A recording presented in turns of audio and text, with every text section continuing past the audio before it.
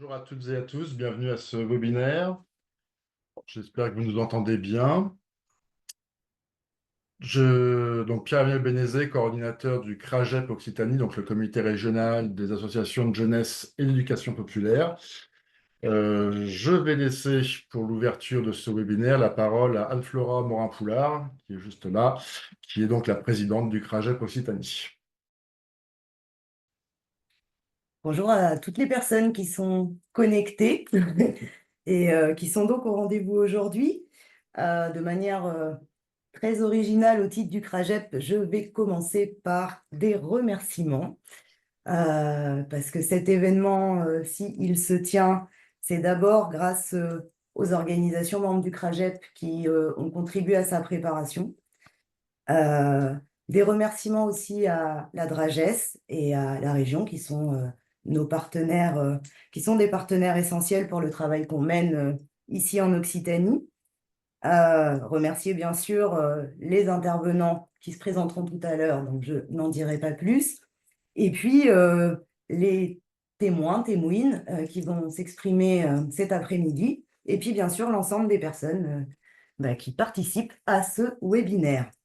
Euh, j'ai envie de vous dire que je suis pas très heureuse d'ouvrir un webinaire sur la ou les précarités, mais que si on organise ce temps cet après-midi, c'est qu'il nous a semblé nécessaire, euh, puisque à l'échelle du CRAGEP, on est 28 organisations de jeunesse et d'éducation populaire, et on partage un constat, euh, un sentiment, mais sans doute ça va au-delà du sentiment, qui renvoie à une forte dégradation des conditions de vie des personnes, notamment ces dernières années. Donc si on ouvre cet espace, c'est à la fois parce qu'on souhaite pouvoir partager un état des lieux et puis bénéficier d'apports un peu scientifiques sur ces questions-là, analyser les évolutions de la ou les précarités. Je ne sais pas si on répondra à cette question pendant le webinaire, mais en tout cas, ça fait partie des éléments qu'on souhaite interroger. Et puis de penser des réponses collectives dans une logique de cohérence entre l'action de nos organisations, les politiques publiques, et puis dans un enjeu d'être à la hauteur des éléments, des situations qu'on peut constater au jour le jour depuis les actions qu'on mène. Cette conférence, elle s'inscrit dans le cadre des conférences régionales que le CRAGEP organise tous les ans. C'est un cycle, hein, c'est 3 conférences régionales par an qui ont vocation à nous permettre de monter en compétences collectivement, d'échanger sur nos pratiques, nos constats, et puis de penser une action collective la plus pertinente possible à l'échelle de la région, puisque c'est sur l'Occitanie que l'on est les uns les unes les autres engagés depuis nos organisations. Donc, je vais essayer d'être brève, ce qui avant était simple, mais qui l'est de moins en moins, en fait, au fil des interventions et des conférences. Euh, Peut-être vous dire que la précarité, ça renvoie, et je ne vais pas aller définir parce qu'il y a des intervenants qui vont faire ce travail, mais à minima, ça évoque des fortes incertitudes sur demain pour les personnes, et à minima, ça évoque un état de vulnérabilité sociale particulier. Euh, qui concerne par ailleurs notamment les jeunes et les jeunesses. Mais pas que. Nous, on a travaillé l'année dernière dans le cadre d'un rapport en lien d'ailleurs avec Éric Pélisson sur les freins à l'engagement de la jeunesse et notamment les freins qui pouvaient être liés à des situations de pauvreté et de précarité. Les alertes des syndicats étudiants hein, cette année ne posent pas quelque chose de très différent non plus en matière de situation des jeunes, mais on sent bien que là où les précarités aujourd'hui, elles vont au-delà de la question des jeunesses. Je pense que pas mal d'entre vous ont entendu parler ou lu notamment les alertes de l'UNICEF et de la FAS récemment sur les enfants à la rue en France à la veille de la rentrée. Alors, on parle beaucoup des 2000 enfants qui étaient à la rue la nuit du 19 au 20 août, indépendamment d'avoir appelé le 115 et donc sans solution.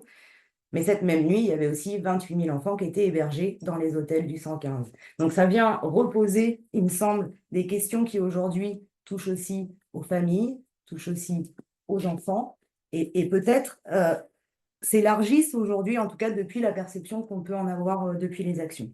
Donc, quand on sait que statistiquement, le grand chiffre qu'on sort, c'est qu'il faut 6 générations pour sortir de la grande pauvreté en France, évidemment que ça vient réinterroger énormément de choses. Et quand on sait les défis démocratiques, économiques, sociaux et climatiques qui nous attendent, ben, il y a un peu, en tout cas dans cette rencontre d'aujourd'hui aussi, un partage d'inquiétude et peut-être une logique d'alerte à poser avec vous.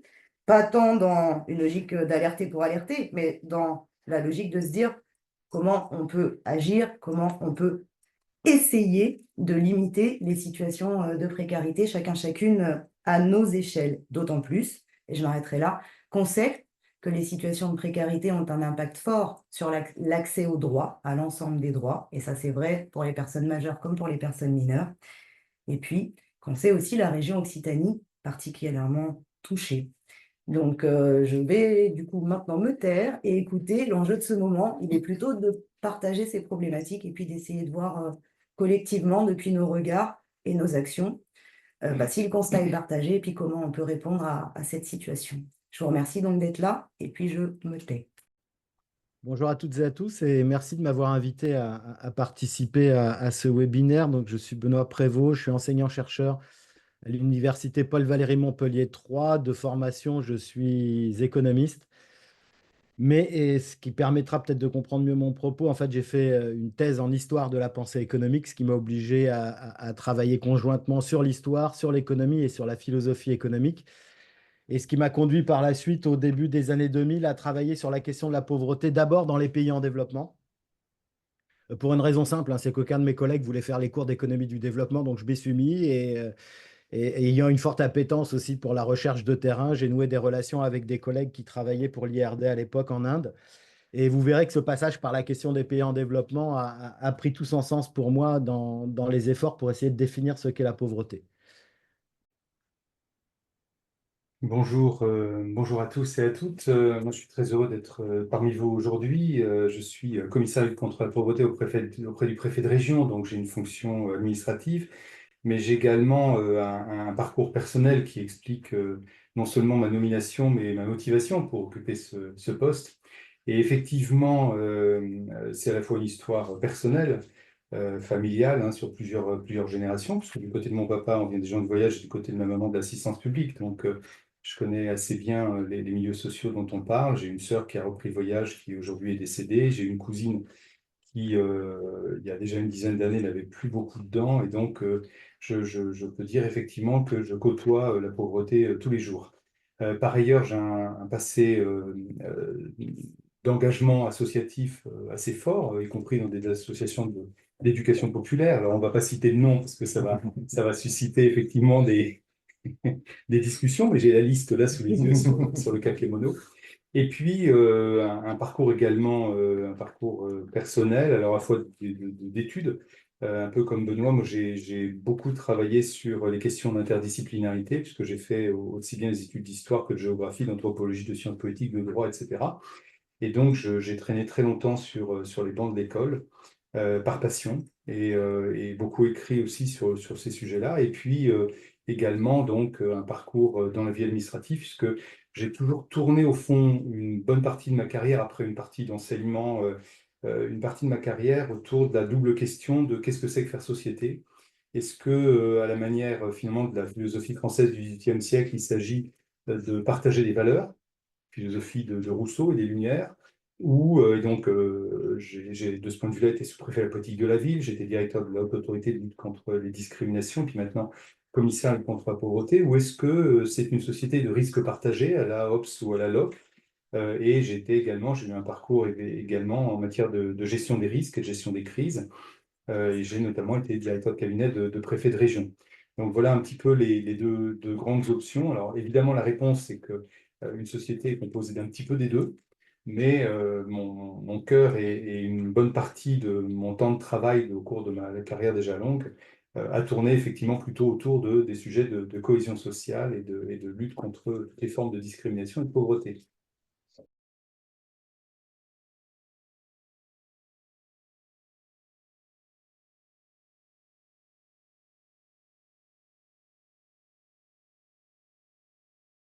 Ok, je vais essayer de ne pas être trop long parce que c'est toujours compliqué à distance. Et si parfois je suis obligé d'être trop rapide, je répondrai volontiers à vos questions ensuite. Alors, c'est très intéressant qu'on ait commencé par l'énoncé de quelques chiffres qui, bien entendu, sont inquiétants, mais qui nous renvoient à une problématique forte dont je vais parler, enfin, qui va structurer d'une certaine manière ce que je vais vous dire aujourd'hui, qui est Pardon, la volonté de Benoît. chiffrer. Pardon, Et, Benoît. Plus oui, exactement, on ne les a pas donné les chiffres. Le taux de pauvreté des jeunes en Occitanie est supérieur à 27%. oui. Voilà le chiffre dont on peut partir. Et, euh, et c'est vrai que cette problématique du chiffrage est une problématique importante, hein. Elle est importante d'abord pour celles et ceux qui souhaitent lutter activement contre la pauvreté parce que le chiffre est un signal d'alarme important qui vient à un moment marquer l'ampleur d'un phénomène. Mais le chiffre, c'est aussi la volonté de quantifier et parfois au profit d'un gouvernement à distance, hein, dont parle très bien Desrosières, qui est un gouvernement par le nombre et qui conduit à une représentation parfois étriquée de la réalité. Et c'est ce qu'on va voir pour ce qui concerne la pauvreté. C'est-à-dire que vouloir mesurer la pauvreté, c'est nécessairement la réduire à des indicateurs qui eux-mêmes ne correspondent pas nécessairement à ce qu'on peut débattre comme étant de la pauvreté. Donc, en fait, je vais essayer de vous proposer une intervention autour de l'articulation entre concept et justement indicateurs et statistiques. Alors, je vous le dis, il est rare que j'annonce un plan, mais comme je dois être précis et concis, je vais le faire. Je vais dérouler un propos en 4 temps. Je vais d'abord revenir sur une longue période historique, mais très rapidement, hein, qui va des premières lois sur les pauvres en XVIe siècle en Angleterre jusqu'à la fin du 19e, début 20e. Ensuite, je reviendrai sur la période des années 70, qui a été une période charnière dans l'histoire des idées, avec un renouvellement des questionnements autour de la pauvreté. Et je reviendrai ensuite sur les travaux empiriques qui ont été menés dans les années 90, qui ont permis d'élargir les approches de la pauvreté. Et ensuite, je terminerai dans un 4e temps mais rapidement sur ce qu'on entend aujourd'hui dans la statistique par pauvreté. Je reviendrai sur la distinction de plusieurs termes. Ces distinctions et ce détour par les concepts, il me semble important parce que la notion de précarité est soumise à débat. Elle est sujette à débat qui peuvent être des débats à la fois on va dire dans les milieux politiques, hein, lorsqu'il s'agit de mettre en œuvre, d'identifier des populations auprès desquelles on va chercher à agir. Donc, il faut définir des populations, mettre en œuvre des politiques, etc. Mais c'est aussi sujet à débat. Moi, c'est quelque chose que j'ai mesuré dans les échanges et les interactions avec les travailleurs sociaux de première ligne et avec les grands précaires qui ont parfois du mal à entendre. Je vais y revenir.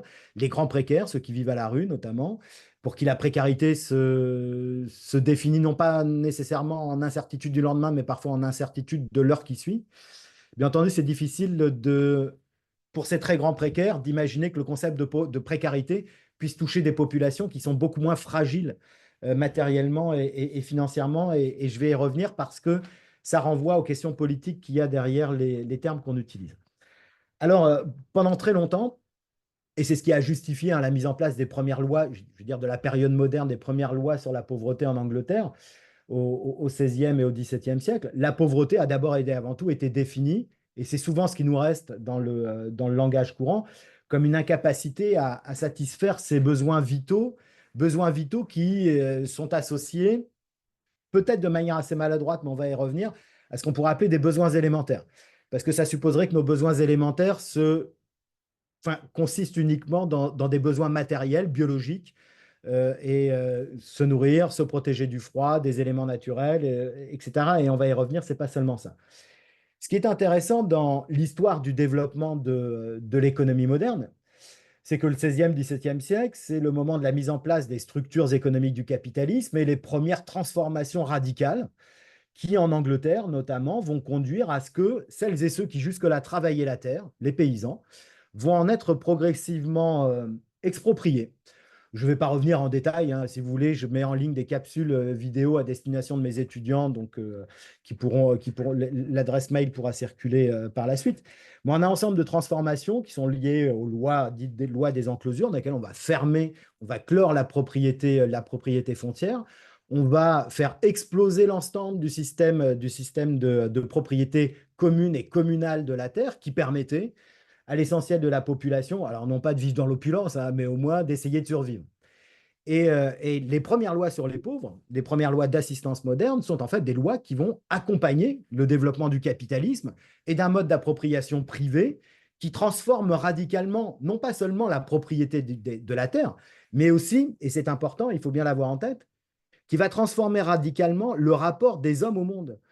Transformer la terre en un support de production, notamment à l'époque en Angleterre, support de production d'aliments pour les moutons, pour faire de la laine, pour l'industrie textile, renvoie en fait à une transformation radicale du rapport de l'homme à son élément nourricier. La terre n'est plus un élément nourricier, elle devient, dans le capitalisme, un support de production, de facteurs de production pour d'autres secteurs. C'est-à-dire que cette fonction nourricière fondamentale qui permettait de maintenir un équilibre social fondamental en nourrissant tant bien que mal l'essentiel de la population, est rompue à partir du 16e, 17e en Angleterre. Et c'est allé en s'aggravant, hein, vous le savez tous, puisque ça conduira au milieu du 19e siècle à la grande famine irlandaise pendant laquelle des millions d'Irlandais vont mourir de faim, tout simplement parce que les terres irlandaises avaient été appropriées pour produire des céréales pour l'Angleterre, puisque les terres anglaises étaient utilisées pour le mouton. Enfin bref, on voit qu'en fait, c'est un ensemble de transformations et c'est donc en fait l'apparition de ce qu'on appelle la pauvreté moderne est liée au développement du capitalisme. Mais ce qui est intéressant, c'est que progressivement, ces lois sur les pauvres, qui à la base étaient destinées à des pauvres sans travail et sans moyens de subvenir à leurs besoins, progressivement, ces lois sur les pauvres ont été étendues à des travailleurs pauvres. Et ça, c'est quelque chose d'important parce qu'on a souvent l'impression de découvrir le concept de travailleur pauvre, hein, qui est revenu en force après la crise des années 70, et en particulier, c'est à partir du milieu des années 90 et du début des années 2000 qu'on parle de plus en plus de travailleurs pauvres en France, par exemple, mais aussi en Europe et dans l'ensemble des pays de l'OCDE. Ce qui est intéressant, c'est que ce phénomène, il est très ancien. Et il va donner lieu à une adaptation des lois sur les pauvres et aux premières réflexions sur l'idée d'un revenu universel. Les réflexions sur le revenu universel, elles commencent fin 18e, début 19e. Et d'ailleurs, toutes les réflexions de l'époque reviennent à une solution relativement simple pour la plupart des penseurs de l'époque. C'est que pour pouvoir nourrir la population et instaurer un revenu universel, il faut revenir à une propriété collective des terres. Mais je ne vais pas rentrer dans un débat autour du revenu universel et de la propriété des terres, mais tout cela pour dire que ce qui est important, c'est que dans le même temps, le capitalisme a instauré une nouvelle logique de socialisation et d'accès aux ressources qui permettent aux personnes de satisfaire leurs besoins, le salariat, mais que dans le même temps que ce nouveau mode d'accès aux ressources primaires dont chacun d'entre nous a besoin, en même temps que ce nouveau mode d'accès est instauré, il ne remplit pas ses promesses, puisque le salariat ne garantit pas de sortir d'une pauvreté extrême qui ne permet pas de se nourrir.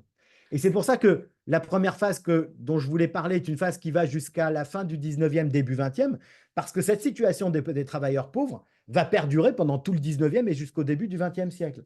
C'est une situation qui va être très bien analysée par Marx et Engels dans leurs analyses de la classe ouvrière anglaise, notamment. Hein. L'Angleterre ayant été le berceau du capitalisme, c'est là qu'il y a eu les premiers travaux les plus approfondis, on va dire, de sociologie de la pauvreté, mais qui ira aux premières grandes enquêtes véritablement qui sont menées au tout début du 20e, en 1901, qui sont menées par Rowntree. Je marque son nom comme ça si ça vous intéresse. Les enquêtes qui sont menées par Rowntree, qui vont être les premières enquêtes qui vont permettre de montrer que justement la classe ouvrière anglaise n'a pas les moyens de satisfaire à ses besoins primaires.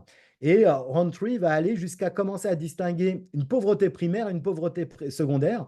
La pauvreté primaire étant une situation dans laquelle le revenu ne permet pas de satisfaire ses besoins, et une pauvreté secondaire dans laquelle, malgré un revenu qui pourrait potentiellement permettre de satisfaire les besoins, il y a une incapacité des individus à bien utiliser ces ressources.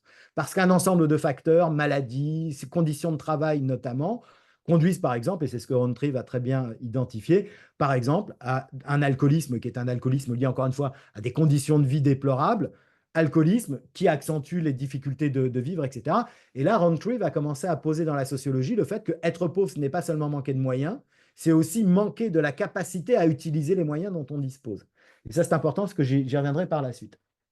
Mais sans approfondir sur Marx, qui pour moi est un auteur de référence sur l'analyse de la pauvreté et des inégalités modernes, c'est vers un sociologue que je vais me tourner, Jörg Simmel, qui a publié en 1907 un petit texte d'une 50aine de pages qui sert aujourd'hui de référence en sociologie de la pauvreté, notamment pour des auteurs français. En France, le sociologue de référence, c'est Serge Pogam sur ces questions-là. Il y a aussi Nicolas Duvaux. Enfin bref, il y a des auteurs contemporains qui sont très intéressants, mais pour lesquels Simmel est la référence. Parce que Simmel va montrer, et c'est pour ça que j'insistais dès le départ sur cette question statistique, Simmel va montrer que la pauvreté est toujours une construction sociale. On n'en est pas encore à l'époque arrivé à des indicateurs, mais la pauvreté est une construction sociale qui est d'abord et avant tout la construction par une société du rapport à ses pauvres. Puisque définir des pauvres, c'est définir dans une logique moderne un processus d'assistanat. On ne cherche pas à définir la pauvreté si on ne cherche pas à mettre en place un système d'assistance.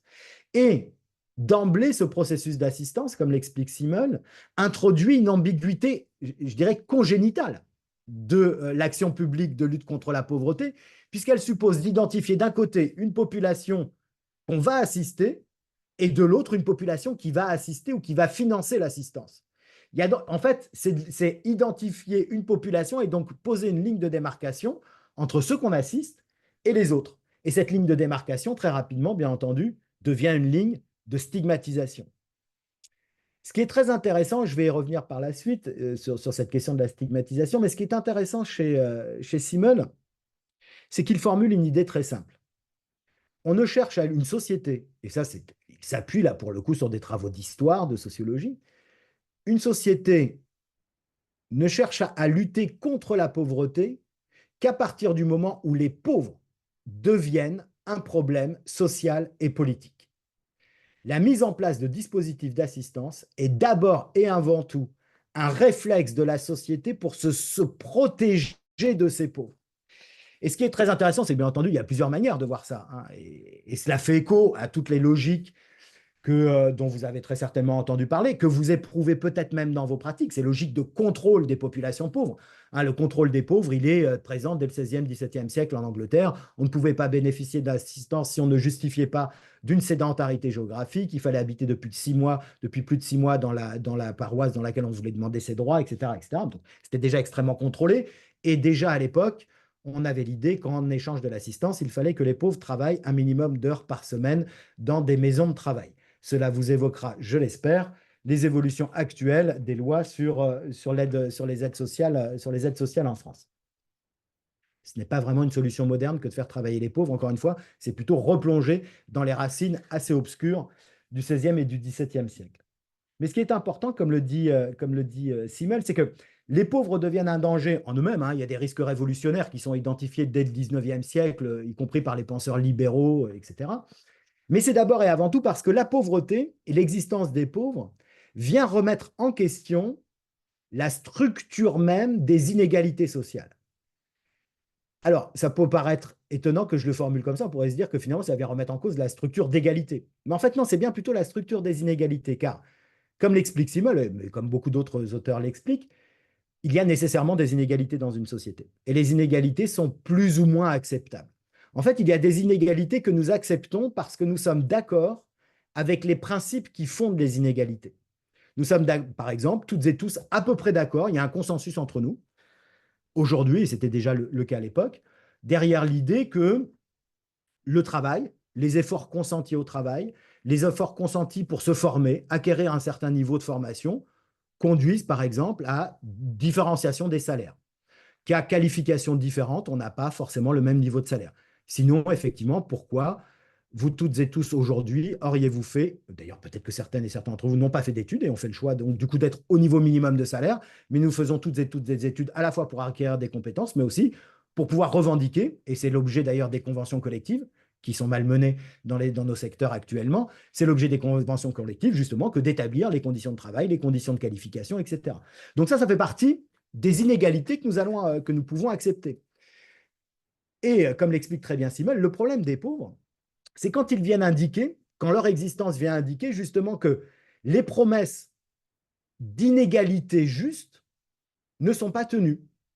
Par exemple, l'existence d'un travailleur pauvre est une promesse sociale non tenue. Comment alors qu'on fait du travail un facteur d'intégration sociale, qu'on en fait un facteur de différenciation et de distinction sociale et de distinction des revenus, comment un travailleur peut-il se retrouver dans une situation où son travail ne lui permet pas de satisfaire ses besoins vitaux, et aujourd'hui on y reviendra, ses besoins sociaux minimums. Il y a une rupture de la promesse.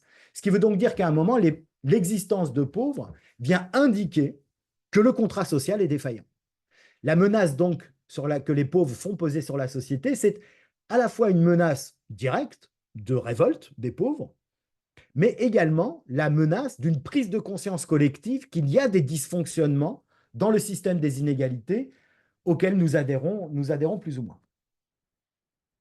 Alors je dirais que d'une certaine manière, bon, la Première Guerre mondiale et la période assez courte qui la sépare de la Seconde Guerre mondiale ont d'une certaine manière atténué les réflexions autour de la pauvreté parce qu'il y a un basculement des pays riches de l'Europe dans d'autres problématiques qui sont celles de la montée au pouvoir des extrémismes, la remise en question de démocratie qui était déjà fragile, etc. Et puis surtout, après la Seconde Guerre mondiale, une partie d'entre vous l'ont peut-être vécu de loin, comme moi, ce sont les enfants des boomers, c'est la période des Trente Glorieuses. Et cette période des Trente Glorieuses, d'une certaine manière, a laissé croire, en Occident, que la question de la pauvreté était derrière nous, et même que la question des inégalités était en grande partie réglée, puisque c'est le moment de l'explosion de la classe moyenne, du plein emploi et du fait que tout le monde peut, parfois même sans études, accéder à un emploi qui couvre largement ses besoins, et la pauvreté devient marginale. Elle ne va concerner qu'une partie de la population relativement faible, une partie identifiés comme souffrant d'une série de handicaps, des handicaps mentaux, physiques, etc., et donc qui vont souffrir d'exclusion, mais qui vont être pris en charge par le secteur associatif, et puis de l'autre, une partie de la population qui, d'une certaine manière, refuserait volontairement l'intégration par le travail. Bon, dès les années 50, on va se rendre compte que ces promesses des Trente Glorieuses ne sont pas totalement tenues, mais bref, on a quand même une sorte de période bénie pendant laquelle la question de la pauvreté et des inégalités ne sont plus des questions centrales ni pour les économistes ni pour la sociologie. Et donc ça, c'est la deuxième phase dont je vais parler rapidement, qui s'ouvre et qui va nous permettre d'aborder les questions contemporaines. C'est dans les années 70, on a un essoufflement de la croissance, la prise de conscience que les Trente Glorieuses n'ont pas été si glorieuses que ça, etc. Et on va avoir, et c'est un mouvement qui va venir des États-Unis, un renouveau dans la philosophie des interrogations autour de la justice sociale. Il va y avoir une interrogation réelle sur ce qu'est une société juste au moment où cette société est remise en question par les mouvements notamment issus de la jeunesse à la fin des années 60, en France comme aux États-Unis. Donc il y a un moment d'interrogation sur ce qu'est une bonne société, une société juste. Et il va y avoir une réactivation des réflexions sur la justice sociale qui vient de la philosophie, et en particulier qui va venir d'un philosophe américain qui s'appelle John Rawls, qui publie en 1971 Théorie de la justice. Il y a clairement un avant et un après Rawls. Après 1971, il n'y a plus un seul philosophe qui s'intéresse aux questions de justice sociale qui puisse rédiger un article ou un livre sans faire référence à John Rawls. Ça devient véritablement une référence importante. Et ce qui est intéressant, c'est que John Rawls va réactiver cette question fondamentale qui était celle de Simmel, qui était déjà soulevée par Simmel autour de la pauvreté, c'est quelles sont les injustices qui nous semblent inacceptables. Et c'est dans ce cadre-là que Rawls va proposer que finalement, la base même d'une société juste, c'est que nous soyons toutes et tous capables de formuler un consensus autour des inégalités qui seraient inacceptables. Et ces inégalités inacceptables, Rawls va les formuler dans la sphère de l'épanouissement individuel. Puisque comme il l'explique très bien, dans les années 70, le monde moderne est un monde qui s'est bâti sur la promesse de l'émancipation individuelle, sur la promesse assez vague, assez floue, d'une forme d'égalité des chances, d'une sorte de société au mérite, dans laquelle finalement chacun serait d'une certaine manière le seul responsable de sa propre situation. Et Rawls va expliquer qu'une société nous semble inadmissible et des injustices nous semblent inacceptables quand elles viennent entériner des inégalités dont nous ne sommes pas responsables. Par exemple, subir des inégalités parce qu'on est handicapé. Par exemple, subir des inégalités parce qu'on est une femme, parce qu'on a une couleur de peau qui ne correspond pas à celle de l'ethnie dominante, etc., etc. Et donc, Rawls va formuler quelque chose de simple, que vous pouvez garder à l'esprit, qui, moi, me semble très intéressant. Bien sûr, c'est beaucoup plus compliqué, je le dis en 2 minutes. Mais Rawls explique qu'il faut que chacune et chacun d'entre nous soit capable de se mettre sous une sorte de voile d'ignorance. Quelles seraient les inégalités qui nous sembleraient inacceptables si nous n'avions aucune idée de notre genre, de nos capacités physiques, de notre couleur de peau, de la famille dans laquelle on est, etc., etc. Et Rawls va dire que tout individu moderne, rationnel, en viendrait à la conclusion que nous avons toutes et tous besoin d'un socle minimal de ce qu'il va appeler des biens premiers. Mais il ne faut pas se tromper sur ce terme. Par bien premier, Rawls entend bien entendu un ensemble de ressources matérielles, là qui nous renvoie du coup aux formes primaires de la pauvreté, mais surtout Rawls va renvoyer cette liste de biens premiers à un ensemble de droits et libertés. Et ça, c'est important parce que, du coup, dans cette perspective, des auteurs vont commencer à se saisir de Rawls pour définir la pauvreté comme étant une situation de privation de biens premiers. Vous voyez ce que je veux dire? Et là, on voit l'interaction fondamentale entre définition des inégalités et définition de la pauvreté. Le pauvre est celui qui ne peut pas mener une vie sociale comme les autres. Pourquoi? Parce qu'il n'a pas les biens premiers dont les autres disposent. Vous voyez le raisonnement qu'on a? J'espère que c'est assez clair, même si je le dis vite. Et donc, ça, c'est important parce qu'on va rentrer, à partir de ce moment-là, dans une approche de la pauvreté qui n'est pas seulement une approche matérielle, mais qui va être aussi une approche en termes de droits et libertés. Et c'est l'auteur qui va porter le plus loin ces réflexions, de mon point de vue, mais encore une fois, je n'ai pas tout lu, donc je ne sais pas, il y a peut-être d'autres auteurs qui depuis sont allés plus loin et disent des choses très intéressantes. D'ailleurs, je vais tout de suite préciser, donc l'auteur en question, c'est Amartya Sen, et l'autrice ou l'auteureux qui a développé la pensée d'Amartya Sen dans une perspective féministe, Martha Nussbaum, qui a été très proche d'Amartya Sen, mais qui est allée plus loin que lui, parce qu'elle est allée plus loin sur la question des inégalités de genre. Et c'est très important parce qu'Amartya Sen va préciser que être pauvre, ce n'est pas seulement manquer de biens premiers, comme l'explique Rawls, c'est aussi manquer de l'ensemble des capacités qui nous sont nécessaires pour bien utiliser socialement ces biens premiers. Sen va prendre des exemples tout simples. À quoi sert le droit de vote si on ne sait ni lire ni écrire? Autrement dit, si on ne sait pas comprendre un programme électoral, si on ne sait pas le lire, si on n'est même pas capable de lire les noms qui nous sont proposés sur des bulletins de vote. Et cette démarche, elle va être très intéressante parce qu'Amartya Sen va montrer qu'en réalité, premièrement, on ne peut pas jouir d'un droit ou d'une liberté indépendamment des autres. On n'est donc pas plus ou moins pauvre suivant qu'on a plus ou moins de droits. Il suffit d'être privé d'un droit pour être pauvre, même si on a les autres droits faisant partie de la liste des biens premiers. Ça, c'est une première chose. Et deuxièmement, et c'est ce que j'aime beaucoup chez Amartya Sen, c'est qu'il va expliquer qu'être pauvre, c'est être privé de libertés élémentaires, certes, mais que ce qu'on entend par liberté élémentaire est une construction sociale. Autrement dit, être pauvre est en fait un processus dynamique. Et donc, la définition de la pauvreté et de l'ensemble des libertés élémentaires est un processus dynamique. Comme le dit Amartya Sen, dans une société dans laquelle, par exemple, à un moment donné, on aurait des conditions météorologiques qui feraient qu'on n'aurait pas de quoi se nourrir. À l'échelle planétaire, on n'a plus assez de ressources. Bon, ça ne veut rien dire de dire qu'on a la liberté élémentaire de ne pas mourir de faim, si tout le monde meurt de faim autour de soi.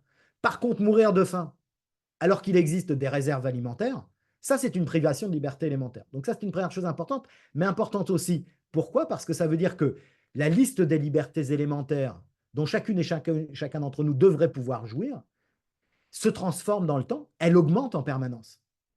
On n'aurait pas pensé il y a 20 ans que subir la fracture numérique est un phénomène de pauvreté.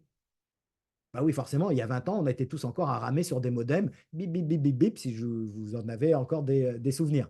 Bon, bien entendu, ça veut donc dire que quand de nouveaux médicaments apparaissent, quand de nouvelles technologies apparaissent, ben ça ouvre ce que Amartya Sen appelle le champ des possibles. Et donc, Sen va expliquer qu'être pauvre, c'est ne pas avoir le même champ des possibles que les autres. C'est, dès la naissance, ou très rapidement, être privé d'un ensemble de possibilités. Un, de formuler des choix de vie, et ça c'est très important pour Sen. Être pauvre, ce n'est pas forcément ne pas réaliser des choix de vie, c'est déjà être dans l'incapacité de formuler certains choix de vie. Et c'est très intéressant, et c'est ça qui va être repris notamment par les féministes. Bien entendu, on ne formule pas les mêmes choix de vie quand on est petite fille dans une famille réduite à l'esclavage dans certains pays en développement, ou quand on est un jeune homme né hétérosexuel et genré dans une famille du 16e arrondissement, avec déjà sa place à Stanislas. Donc, ce que va expliquer Amartya Sen, c'est qu'on n'a pas déjà même à la base la même capacité à formuler des choix de vie. Et ensuite, bien entendu, on n'a pas tous la même capacité à les réaliser. Donc, on le voit ici, on a une approche beaucoup plus large de la pauvreté qui va commencer à de plus en plus intéresser les institutions internationales, en particulier celles qui sont en charge de la lutte contre la pauvreté et de l'aide au développement, la Banque mondiale, le programme des Nations unies pour le développement. Il va y avoir la création de l'indicateur de développement humain qui est entre autres l'œuvre d'Amartya Sen et d'un économiste pakistanais, Mao Bulak. Et dans les années 90, la Banque mondiale, dont vous savez très certainement que c'est aussi le bras armé des politiques néolibérales au niveau international, la Banque mondiale, qui fait quand même partie des Nations unies, hein, est tensée par les Nations unies. Hein, en 1995, il y a une conférence des Nations unies sur le développement social qui se conclut en disant bon, il serait temps que la Banque mondiale se ressaisisse un peu de la question de la pauvreté et du développement social. Et là, les experts de la Banque mondiale vont dire bon, OK, on le fait, mais d'abord allons sur le terrain pour savoir ce qu'est un pauvre. Et donc, en fait, on va avoir, dans la deuxième moitié des années 90, une démultiplication des travaux sur la pauvreté, des travaux empiriques financés par la Banque mondiale. Bon, c'est la période, 1995, où on découvre, personne ne le savait, que l'homme le plus pauvre du monde est une femme. Mais surtout, ce qu'on va découvrir sur le terrain, c'est qu'effectivement, et là, ça renvoie directement à ce que vous disiez en introduction, en fait, ce qui va émerger à ce moment-là, c'est qu'une situation de pauvreté ne peut pas se définir à un moment donné, avec un indicateur donné, qu'une situation de pauvreté est une situation de vulnérabilité. C'est-à-dire une situation dans laquelle les individus, hommes, femmes, n'ont pas les moyens de faire face aux imprévus. Ce qui veut donc dire qu'on peut être au-dessus du seuil de pauvreté d'un point de vue statistique, mais pour autant être vulnérable. Parce qu'on ne sait pas si demain, on pourra faire face à un ensemble de difficultés qui peuvent nous conduire à chuter sous le seuil de pauvreté. Et ça, c'est très important parce que ça vient interroger, vous savez, on parle régulièrement, pour celles et ceux d'entre vous qui travaillent sur la question de l'emploi, on parle très régulièrement du halo du chômage. Et on sait qu'en France, grosso modo, on est entre le plein emploi, 5% de chômage, et 12% de chômeurs quand on prend le halo total du chômage. Je dirais que c'est la même chose pour la pauvreté. On a un halo de la pauvreté qui va en fait de 0 de revenus enfin 0 euros par mois au seuil de pauvreté, 1207 euros. Hein, ça, c'est la première définition, c'est le seuil de pauvreté. Mais de mon point de vue, le halo de la pauvreté, il doit se penser au-dessus aussi de ce seuil de pauvreté pour inclure l'ensemble des personnes qui se sentent vulnérables et menacées par une chute sous le seuil de pauvreté. Et j'insiste là-dessus, notamment parce que ça a bien entendu des répercussions politiques, ce sentiment de vulnérabilité. Et on l'a vu au cours des dernières élections, pas seulement les législatives, mais les européennes et les présidentielles avant elles, et les précédentes présidentielles, etc. De nombreux sociologues montrent qu'une grande partie de l'électorat du Rassemblement national qui parle en permanence d'insécurité liée à l'immigration, etc., est d'abord et avant tout, pour une partie seulement, il n'y a pas d'explication globale, mais on trouve une bonne partie de cet électorat dans des populations qui vivent au-dessus du seuil de pauvreté, mais qui se sentent vulnérables. Et cette situation de vulnérabilité conduit aussi à une stigmatisation des pauvres qui profiteraient. Alors ça, c'est important parce que, encore une fois, on le voit bien, en fait, d'un point de vue conceptuel, vulnérabilité et précarité, c'est la même chose. Et là, c'est important parce que c'est la précarité, ça renvoie à ça. Et là, c'est important, ça revient au propos introductif que j'avais sur justement qu'est-ce que c'est que la précarité. Et qu'on ne peut pas parler de la même manière d'un grand précaire pour qui la précarité est une précarité de survie au jour le jour, voire d'heure en heure, et la précarité de personnes qui vivent un peu en dessous ou un peu au-dessus du seuil de pauvreté. Pour conclure, parce que je pense que j'ai déjà largement pris le temps qu'il fallait, j'en reviens aux stats. Bon, forcément, bien entendu, à partir du moment où, vous le voyez, on a des concepts très élargis de ce que peut être la pauvreté, on voit bien que ça ne peut pas se mesurer à partir de quelques indicateurs statistiques. Donc, on a le seuil de pauvreté, 1207 euros pour une personne seule. On a le taux de pauvreté en France aujourd'hui, 14,5%. On a effectivement des taux très inquiétants pour les jeunes, 20,5% pour les moins de 18 ans, 16,5% pour les 18-29. Mais ça ne nous dit pas grand-chose. Ça ne nous dit pas grand-chose pour plusieurs raisons. D'abord, si on prend les jeunes et le taux de pauvreté des jeunes, on en discutait juste avant de commencer le webinaire, les chiffres les plus récents et les plus sérieux et approfondis qu'on ait datent de 2014. Or, entre-temps, il est passé une crise Covid, etc. Il est passé aussi des réformes de l'enseignement supérieur qui ne sont pas négligeables pour l'accès à des études qui pouvaient pendant un certain temps masquer des formes de chômage, des formes de pauvreté, etc., et notamment par des bourses délivrées par le Crous, qui ne sont plus délivrées à des étudiants qui sont totalement sortis des radars. On a vu apparaître le phénomène des NEETs, des jeunes qui ne sont ni en emploi, ni en travail, ni en formation. Or, ces NEETs, ils sont sortis des radars, y compris non seulement des radars des politiques de l'emploi et des politiques sociales, etc., mais ils sont aussi sortis des radars statistiques en matière de taux de pauvreté. Et il va falloir attendre les chiffres du recensement qui est en cours pour avoir une meilleure idée, mais même cette idée sera relativement floue, et ce qui nous rend très difficile de définir un halo de la pauvreté chez les jeunes et du niveau de précarité chez les jeunes. Et encore une fois, précarité, vulnérabilité, qu'on constate, hein, vous évoquiez en introduction la question des jeunes étudiants, en étant enseignant à la fac, moi je vois bien la dégradation très rapide des conditions de vie de nos étudiants, ce qui nous renvoie à cette question de vulnérabilité. C'est pour ça que j'insiste sur un halo de la pauvreté, car encore une fois, être juste au-dessus du seuil de pauvreté n'implique pas qu'un étudiant va réussir à survivre pendant ses études, tout simplement. J'attire votre attention sur un chiffre qu'on utilise très peu, qui est celui de l'intensité de la pauvreté.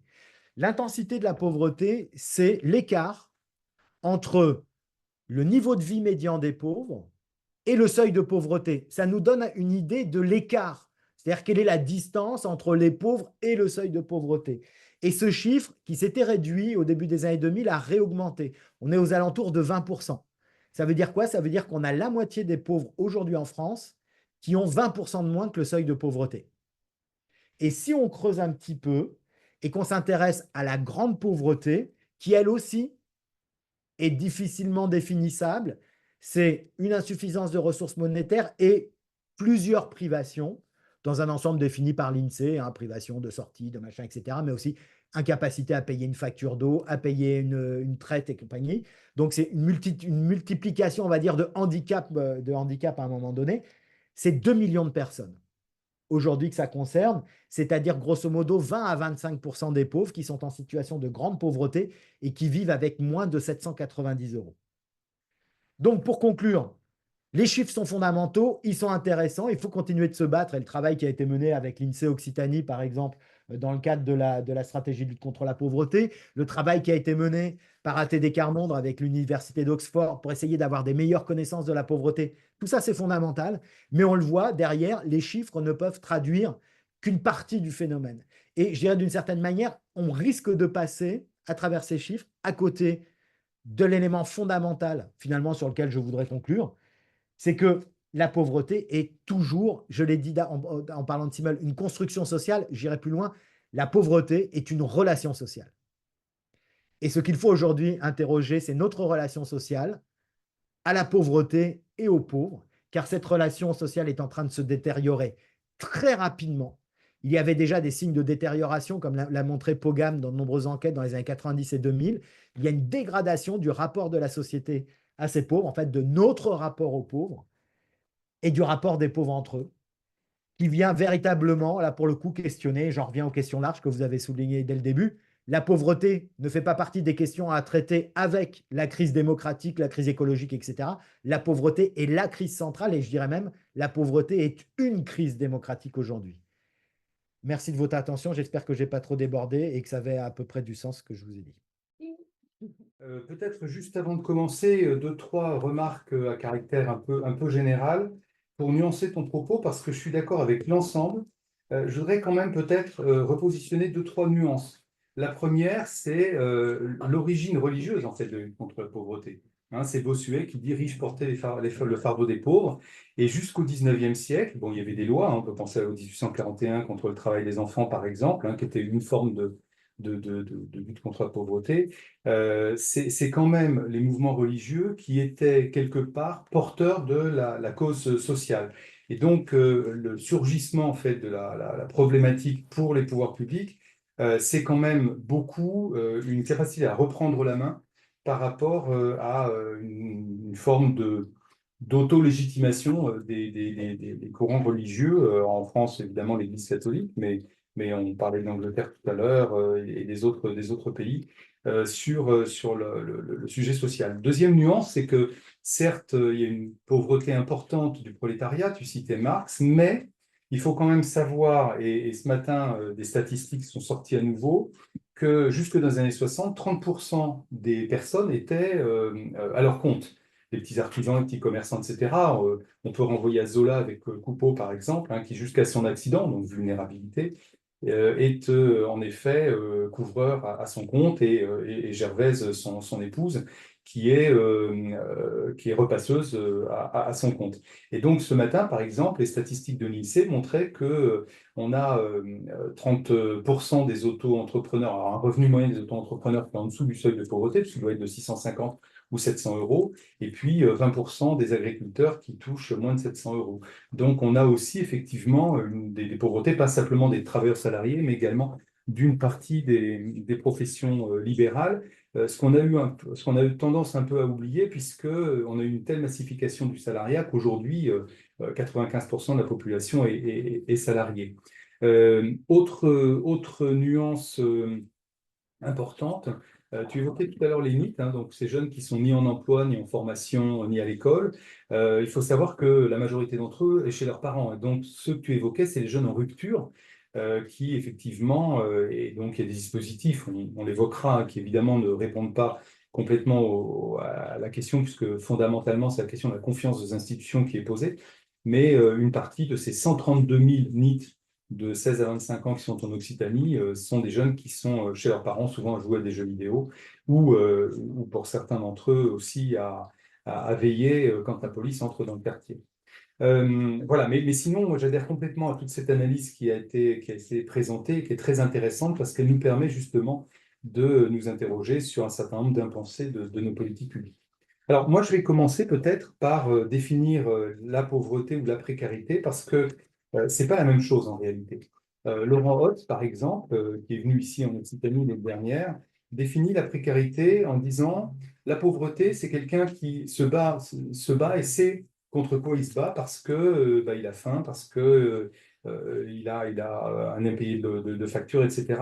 Le précaire, dit-il, c'est une construction moderne de quelqu'un qui commence par douter de soi et de ses capacités, à douter ensuite des autres et qui finit par douter des institutions et qui en fait arrête de se battre.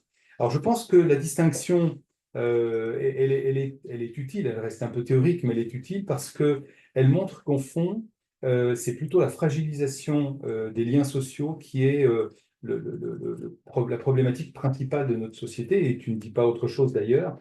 Et qu'au fond, la problématique de la pauvreté est moins une question monétaire, mais je vais y revenir dans un instant, qu'une question effectivement de lien social. Alors la pauvreté, ça a été défini, c'est effectivement donc un niveau de revenu de 1200 et quelques, sur 1240 euros cette année, donc qui suit évidemment l'inflation et qui est caractérisé comme 60% du revenu médian. Donc on prend la population, on divise par deux, ça fait à peu près 2200 euros, et donc on prend 60%, ce qui fait à peu près 1240 euros pour une personne seule, et ensuite l'INSEE applique des coefficients, donc ce qu'on appelle par unité de consommation, UC, qui font qu'on rajoute 60% pour la deuxième personne, puis 40% pour la troisième, et en fonction de l'âge de l'enfant. Ce seuil de pauvreté de 60%, c'est un choix qui a été fait, puisque dans beaucoup de pays au monde, on a choisi un seuil absolu. Par exemple, le seuil de 2 dollars par jour. Alors si on fait ça, effectivement, et l'Observatoire des inégalités, ce matin, a publié un article que j'ai relayé sur mon compte LinkedIn, hein. Vous savez que vous y trouvez beaucoup d'informations sur ce sujet de la pauvreté. Donc l'Observatoire a dit, mais si on comptabilisait les gens qui ont en France moins de 2 dollars par jour, il y en a effectivement des gens qui sont dans le non-recours au droit. On peut penser aux personnes les plus précaires, hein, notamment qui sont à la rue ou qui n'ont pas de droits sociaux, donc non-recours et absence de droits sociaux. Donc, le choix de faire un indicateur relatif plutôt qu'un indicateur absolu est effectivement un choix politique et social sur lequel il faut s'arrêter un instant. Deuxième fixation de niveau absolu de la pauvreté, c'est le choix des États-Unis. On va fixer un montant, et dans ce montant, évidemment, on va tenir compte d'un certain nombre de biens matériels notamment, donc le droit à l'alimentation, logement, mais le fait de définir un montant absolu veut dire qu'on va exclure des biens. Et donc peut-être qu'on va exclure l'abonnement Netflix ou Disney ou pour les chaînes payantes de football, par exemple. Alors que le choix d'un taux relatif est très intéressant d'un point de vue démocratique parce que ça veut dire qu'il n'appartient pas au pouvoir public à définir quels sont les biens légitimes pour les pauvres et les biens qui ne sont pas légitimes. On parle plutôt effectivement de dépenses contraintes, et dans les dépenses contraintes, évidemment, il y a le loyer, évidemment, il y a l'eau, l'électricité, mais il y a aussi tous ces abonnements que prennent les personnes. Et sans doute y a-t-il des marges de manœuvre sur ces dépenses contraintes. Par exemple, quand mon épouse était institutrice, on avait des parents des élèves qu'elle avait qui venaient à la maison qui disaient, mais tiens, mais vous n'avez pas la télé grand écran, vous n'avez pas l'abonnement Canal+, etc. Parce que par conformisme social, on pense, quand on est pauvre, que pour participer de la société, il faut avoir un comportement conforme et avoir effectivement un certain nombre de consommations qui sont ceux qu'on imagine être des populations de la classe moyenne. Ça renvoie aussi à ce que disait Benoît Prévost tout à l'heure. En tout état de cause, donc, ce choix d'un pourcentage, je trouve assez intéressant parce que c'est un choix démocratique et non pas un choix surplombant qui consisterait à dire je comptabilise tel bien et tel autre bien, je ne le prends pas. Alors, il a été fixé arbitrairement à 60%. Avant, il était fixé à 50%. Et donc, on comptait beaucoup moins de pauvres. On comptait des pauvres plus pauvres. Et comme le dit Benoît, à 40% ou 50%, on est à la grande pauvreté. Alors là aussi, on ne peut pas réduire évidemment la grande pauvreté simplement à un critère monétaire. Mais c'est important de savoir que l'INSEE comptabilise combien de pauvres sont à 40% du revenu médian, à 50%, à 60%. À 40%, globalement, c'est les gens des bidonvilles. C'est les SDF, c'est tous ces gens qui vivent de petites choses, hein, de la mendicité, etc., mais qui n'ont pas les minima sociaux. Le RSA étant pour une personne seule aux environs de 640 euros, je n'ai plus le dernier montant en tête, ça veut dire qu'on est effectivement entre 40 et 50% du revenu médian, puisque pour être à 50%, il faudrait être à entre 1000 et 1100 euros.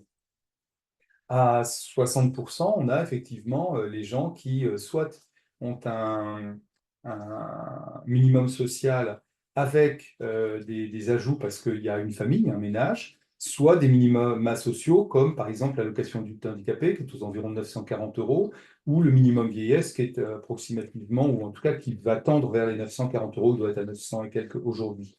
Et puis, évidemment, quand on flirte avec les 60%, on a les travailleurs pauvres, puisque le SMIC est à peu près à 66% du revenu médian. Et donc, il suffirait d'être à 90% de temps de travail subi, évidemment, puisque peu de gens sont à 90% quand on est au SMIC. Et quand on est à 90% du SMIC, on est a priori plutôt une femme, plutôt à un temps partiel subi, plutôt avec des horaires atypiques, plutôt avec des métiers peu qualifiés. Et donc, effectivement, on va y revenir, ça signifie un certain nombre de critères additionnels de la pauvreté. Et puis, Benoît a raison de parler du halo autour de la pauvreté, que l'INSEE a fixé là aussi arbitrairement, hein, à 70%. Je rappelle quand même, c'est intéressant, parce que l'INSEE, c'est une direction du ministère de l'Économie et des Finances, mais qui a une indépendance qui est consacrée par la loi. Donc, ça veut dire que l'INSEE n'est pas là pour dire la vérité des chiffres selon le gouvernement, mais la vérité des chiffres selon les faits sociaux. Simplement, effectivement, il faut bien catégoriser. Et donc, ce choix a été fait de 70%. Et ce halo autour de la pauvreté, ça représente quand même pas loin de 500 000 personnes en Occitanie.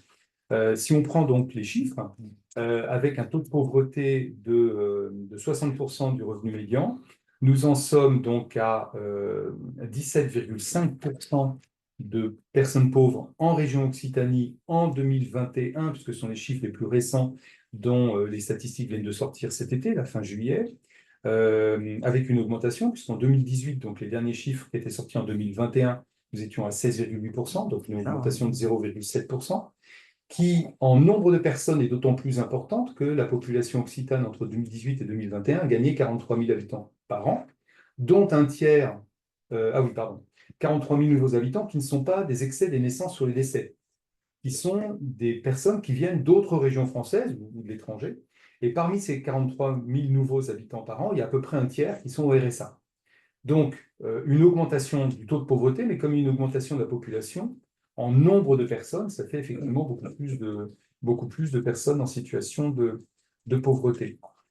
Si on compare avec le niveau national, comme on est à 14,5%, on est à 3 points au-dessus au niveau national. Et comme le CRAGEP, évidemment, s'intéresse avec la jeunesse et l'éducation populaire, s'intéresse aussi aux jeunes, le taux de pauvreté des enfants est de 25%, donc pour les 0 à 15 ans, et pour les jeunes, on est à plus de 27%, 27,2%, si je me souviens bien. En Occitanie, on est donc à 10 points au-dessus de la moyenne nationale. Encore faut-il dire, et Benoît l'a esquissé, que ce chiffre n'est pas scientifiquement établi, puisque d'une part, une bonne partie des élèves et des étudiants sont domiciliés fiscalement chez leurs parents, donc comptés par l'INSEE chez leurs parents, et donc on peut très bien être à Rodez et être étudiant à Toulouse, et en situation évidemment de pauvreté. Deuxièmement, et c'est tous les travaux auxquels Benoît faisait référence d'ATD Carmonde, avec Oxford d'une part, mais aussi avec l'INSEE là, très récemment, et on va avoir des chiffres, j'espère, le plus rapidement possible, de populations qui, n'ayant pas de domicile, ne sont pas comptabilisées. Donc les publics hébergés, hébergés en hébergement d'urgence, par exemple, les publics à la rue, les gens de voyage, hein, ceux qui sont encore en caravane dans des aires d'accueil ou sur des terrains illicites, les Roms, qui sont dans des bidonvilles sur Toulouse et sur Montpellier, globalement, donc, tous les publics qui n'ont pas un domicile et qui donc ne peuvent pas répondre au recensement de l'INSEE. Alors, ça représente peut-être que 0,1%, mais sur le principe, c'est très important parce que ce sont des catégories entières de population qui ne sont pas comptabilisées. C'est même plus préoccupant que ça, puisque, par exemple, l'INSEE, dans la catégorie des publics sans domicile fixe, va mettre dans la même catégorie les bateliers hein, qui vivent sur leur péniche et puis les gens de voyage, ce qui fait qu'on ne sait pas aujourd'hui combien on a de gens de voyage en Occitanie. Alors moi, ça me touche particulièrement. Et donc, quand il s'agit de faire des schémas départementaux des gens de voyage, on compte le nombre de places, mais on ne sait pas qui va dans ces places, c'est-à-dire quelle est la composition démographique, combien il y a de personnes, quelle est la composition des familles, et si le nombre de places qu'on met dans les schémas correspond exactement au nombre de personnes à y loger. Donc voilà pour une première intervention autour de là où la précarité ou la pauvreté, et deuxièmement, les chiffres. Alors faut-il parler de pauvreté ou de précarité au singulier ou au pluriel? Scientifiquement, il vaut mieux en parler au pluriel, parce qu'il y a une telle diversité de publics, de personnes, les femmes en situation de pauvreté, les enfants en situation de pauvreté, les jeunes en situation de pauvreté, les travailleurs pauvres, les familles monoparentales. Il faut savoir que la séparation conjugale plonge 80% des femmes dans la pauvreté. Je ne détaille pas, tout le monde comprend pourquoi. Séparation, donc un deuxième logement, prendre un travail alors même qu'elles sont plus qualifiées, plus formées, plus diplômées que les hommes, souvent un emploi peu qualifié, mal payé, avec des horaires atypiques, etc. Et donc, on a des publics différents. Benoît évoquait la grande pauvreté et l'incompréhension légitime de personnes à la rue par rapport à d'autres catégories en situation de pauvreté. Et on est toujours quelque part le pauvre ou le riche d'un autre parce que on se compare souvent effectivement avec des situations proches. Et donc, on estime notre situation plus légitime qu'un autre, ce qui montre aussi la dimension parfaitement subjective du sujet. Donc, voilà ce qu'il en est effectivement de la pauvreté, mais il faut rajouter quand même que grâce à la protection sociale, donc à la sécurité sociale, qui, vous vous en souvenez, existe en France depuis 1945, nous diminuons le taux de pauvreté de 8 points. C'est-à-dire que le taux de pauvreté en Occitanie serait non pas de 17,5%, mais de 25%, 25,5%, s'il n'y avait pas le système de protection sociale, c'est-à-dire tous les filets de sécurité, donc l'allocation du handicapé, le minimum vieillesse, le RSA, tout ce que j'évoquais tout à l'heure, le chômage, bien sûr, puisque une partie des chômeurs sont en situation de pauvreté, s'il n'existait pas les allocations familiales, les aides au logement, etc. Et donc, notre système de protection sociale, évidemment, fait échapper une bonne partie du public à la pauvreté.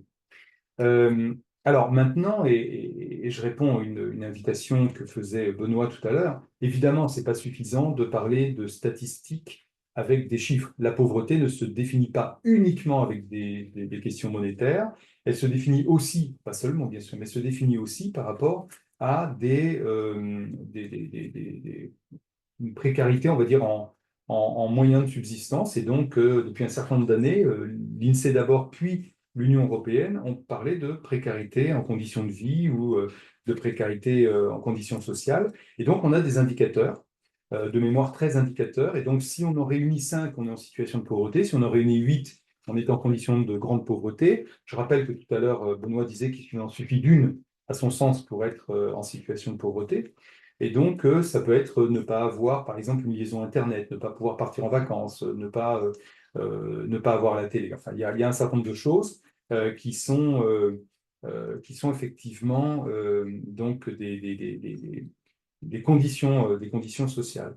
L'INSEE nous dit que les deux réalités ne se superposent pas complètement. C'est-à-dire que la pauvreté monétaire et la pauvreté en conditions de vie s'emboîtent, et donc il y a une partie du public qui est la même, qui subit une pauvreté monétaire et une pauvreté en conditions de vie, mais qui a une partie qui n'est pas la même. C'est-à-dire qu'il y a des personnes en situation de pauvreté qui ne subissent pas cette pauvreté en conditions de vie. Alors, on peut l'illustrer, quelqu'un qui aurait la chance, par exemple, d'avoir son petit jardin à la campagne et de cultiver, d'avoir sa famille à proximité, etc., d'avoir des soutiens. Et puis, à l'inverse, il y a des personnes qui ne sont pas en situation de pauvreté, mais monétaire, mais qui sont en situation de pauvreté en termes de conditions de vie. Donc, par exemple, si on prend le surendettement, on voit bien que le surendettement ne concerne pas que les personnes en situation de pauvreté, et qu'il y a des personnes qui sont au-dessus du seuil de pauvreté qui sont en surendettement. Mais ça n'est pas suffisant. Ça n'est pas suffisant parce qu'il me semble, comme le disait Benoît Prévost, que la pauvreté ne peut pas se définir par une liste de biens matériels qui manqueraient. Je voudrais prendre deux exemples de ce point de vue-là. Le premier, c'est la solitude. La Fondation de France publie tous les ans une étude sur la solitude en France avec trois critères. L'isolement social et relationnel, le fait de vivre seul et la solitude. Alors, le fait de vivre seul, on a plusieurs millions de personnes qui vivent seules en France. Ces personnes qui vivent seules, c'est souvent des femmes, souvent plutôt âgées, ça peut être des jeunes aussi, des étudiants ou des jeunes travailleurs. Le fait de vivre seul ne veut pas dire qu'on n'a pas de raison sociale. La solitude. Oh, il y a une bagarre quelque part. Et donc, deuxième critère, c'est l'isolement social. Il y a un certain nombre de personnes qui sont en situation d'isolement social, mais qui ne souffrent pas de la solitude. Moi, je pense par exemple à mon papa qui est veuf depuis 2 ans, qui effectivement a un certain isolement social. Ça se mesure en nombre de visites par semaine, nombre de coups de téléphone par semaine, nombre de sorties, etc. Mais qui est très occupé, qui fait plein de choses et qui ne souffre pas de solitude. Et puis, il y a la souffrance de la solitude, qui évidemment est plus marquée pour certains publics, en milieu rural, des personnes âgées, qui n'ont plus de visite de leur famille, qui ne voient plus personne. On pense aux gens en EHPAD, par exemple, on peut penser à des personnes au milieu rural, et qui souffrent de cette solitude. Et donc, c'est une forme de pauvreté, parce que quelqu'un qui est seul, qui a les moyens d'aller au théâtre, d'aller au restaurant, d'aller au cinéma, on en voit souvent dans les cafétérias le dimanche, hein, on voit qu'il y a plein de petits vieux tout seuls qui sont là parce que c'est un moment pour eux d'avoir des relations sociales. Mais cette forme de solitude, c'est-à-dire de privation de la vie sociale, une mort sociale quelque part, c'est pour moi un critère de pauvreté parce que naturellement, la personne qui a moins de moyens financiers va davantage en souffrir. Deuxième exemple, c'est ce que je disais dans une petite vidéo que j'ai postée sur LinkedIn ce matin, parce que j'ai commis une gaffe hier.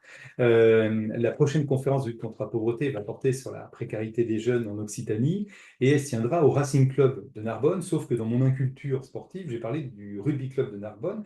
Donc le vice-président m'a envoyé un petit mot très gentil en disant c'est pas le Rugby Club, c'est le Racing Club. Et j'ai raconté que moi j'ai passé mon enfance dans cette vidéo de l'autre côté du stade, sans jamais franchir les grilles, parce qu'il y a des grilles, et que dès lors qu'il y avait des grilles, dans ma bonne éducation d'enfant, pour moi, il y a une grille, on n'entre pas. Si on n'a pas l'autorisation d'entrer, on n'entre pas. Et comme mes parents n'avaient pas les moyens que je fasse du sport en club, j'ai pas fait de sport en club quand j'étais gamin, et donc pour moi, c'était pas pour moi. Et donc, toutes ces formes d'autocensure, de non-connaissance, donc de non-recours, de privation de l'exercice d'un certain nombre de droits, effectivement contribue à cette absence à cette pauvreté. Et donc, on en discute souvent avec Jean-Pierre Beson, qui est à la DRAC, à la Direction régionale des affaires culturelles d'Occitanie, le référent lutte contre la pauvreté. C'est d'abord une question de culture. C'est d'abord une question de culture, c'est-à-dire que si on prend la culture au sens étroit, le ministère de la Culture ne devrait avoir, à mon sens, qu'un seul objectif, la démocratisation de l'accès à la culture pour tous, les droits culturels, et non pas effectivement de subventionner l'accès au théâtre ou à l'opéra de gens qui ont les moyens par ailleurs de payer plein pot. Bon, c'est peut-être un peu radical comme posture, mais c'est la mienne et je la partage. Et puis deuxièmement, si on prend la culture au sens plus large, hein, c'est-à-dire effectivement de construction d'une culture personnelle par son itinéraire. Moi, par exemple, j'étais directeur de la formation de l'ENA et j'ai fait une réforme de l'épreuve de culture générale et je disais, il appartient à la personne d'interroger sa culture pour répondre au sujet, pour savoir en quoi le sujet lui parle. Et je voulais mettre entre parenthèses, quand on parlait de culture, entre parenthèses, bande dessinée, manga, dessin animé, point de suspension. Parce qu'évidemment, la culture ne s'arrête pas à la princesse de Clèves. Et qu'il ne s'agit pas de dresser des cultures des uns contre les autres. Il y aurait une bonne culture, une mauvaise culture. Moi, dans mon enfance, j'avais le droit de dire que Jules Verne. J'ai lu tout Jules Verne. Et quand je suis rentré en classe prépa, je me suis rendu compte que je ne connaissais rien, qu'évidemment, citer Jules Verne était plutôt malvenu dans le monde, le petit monde des classes prépa à l'époque. Donc effectivement, j'attache beaucoup d'importance à tous ces signes de la pauvreté qui sont des signes non mesurables. J'en citais deux, donc la solitude, hein, une forme de pauvreté, et l'accès à la culture, autre forme de pauvreté. Mais si on élargit dans les problématiques, on a c'est pour ça que je parlais de pauvreté au pluriel, ou de précarité au pluriel, les problématiques de logement, de santé, de plus en plus des problématiques de santé mentale. Et donc, tout ça, ça nous fait effectivement pas mal de choses. Alors, pour conclure sur cette première intervention, oui, la politique publique, elle a besoin de données chiffrées pour pouvoir nommer. Camus disait mal nommer les choses, c'est ajouter à la misère du monde. Et donc, on a besoin de savoir, on a besoin de connaître. On n'a jamais fini de connaître. On a organisé avec Benoît Prévost l'année dernière un colloque sur les paysages et les paysages, je ne sais plus le titre, de la pauvreté. Benoît. Territoire. Les Paysage et territoire territoires. de la pauvreté. Voilà, les territoires de la pauvreté.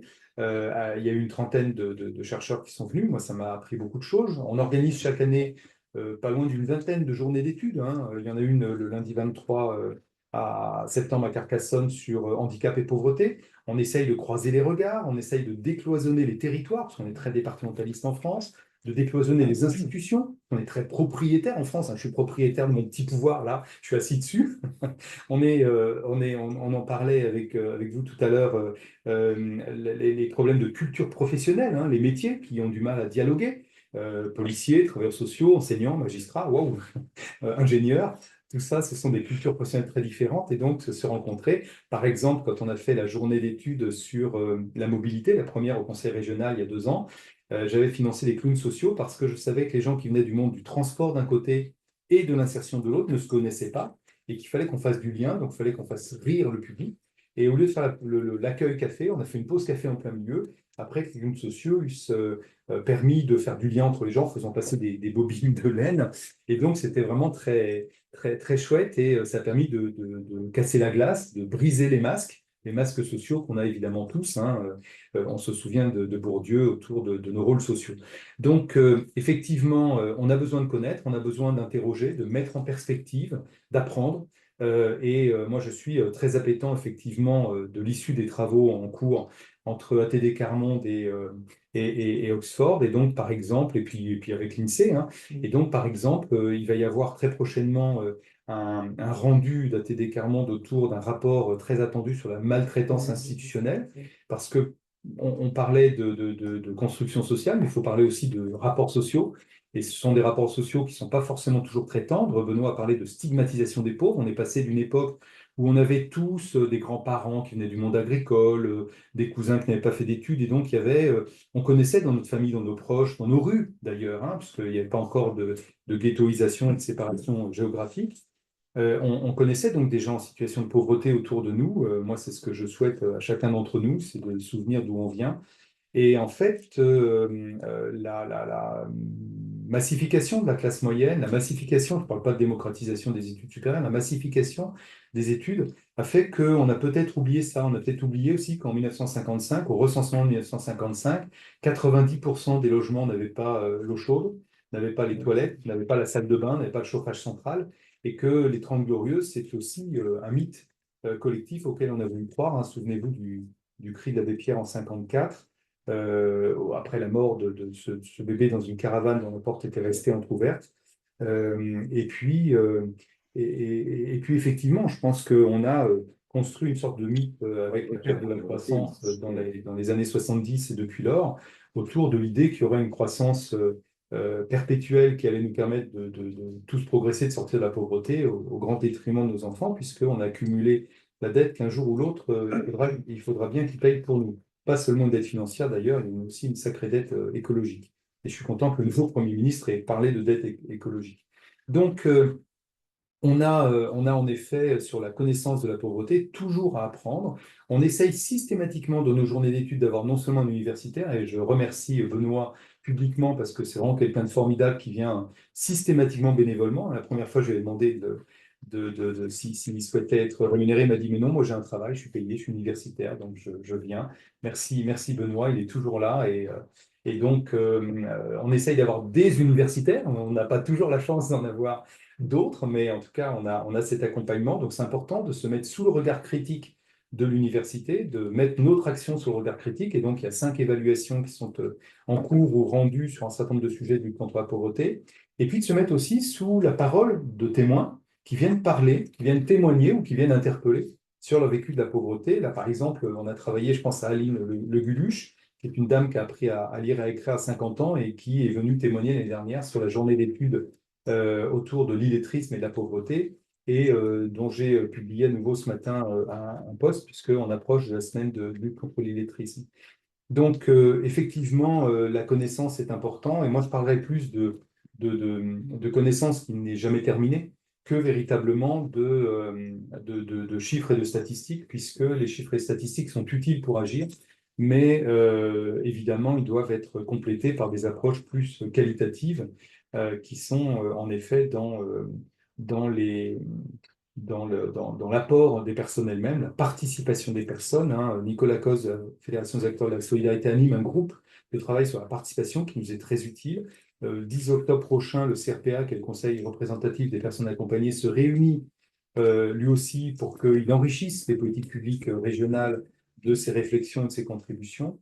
Donc la participation est très importante, le regard universitaire, le regard critique de nous tous, puisque le CRAGEP fait partie d'une commission ad hoc que je réunis trop peu souvent, mais au moins une fois par an, pour nourrir nos réflexions. Et donc, par exemple, l'année dernière, je l'ai réuni sur son avis sur le projet régional de santé, et puis cette année sur les défis de la transition écologique solidaire, parce que, évidemment, le changement climatique et la transition écologique nous frappent dès aujourd'hui, mais frapperont plus demain encore la pauvreté. Donc, moi, j'aurais tendance à vous dire que je viens ici avec moins de certitude et d'affirmation que plus un message autour d'une méthode. C'est-à-dire, oui, on a besoin de chiffres, oui, on a besoin de statistiques, mais ça n'est pas suffisant. Et donc, on co-construit avec les acteurs, on co-construit avec les chercheurs, on co-construit avec les personnes concernées.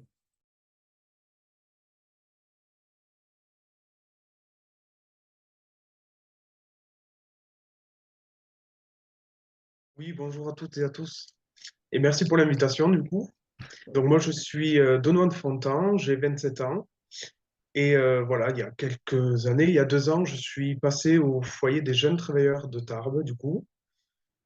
Donc, je reviens de Toulouse. J'étais en profession sur Toulouse, du coup, mais malheureusement, le Covid donc, m'a fait perdre mon emploi. Et du coup, en revenant m'installer donc, chez moi, dans ma famille, sur Tarbes, ben, j'ai eu une rupture familiale. Voilà. Donc, c'était déjà passé.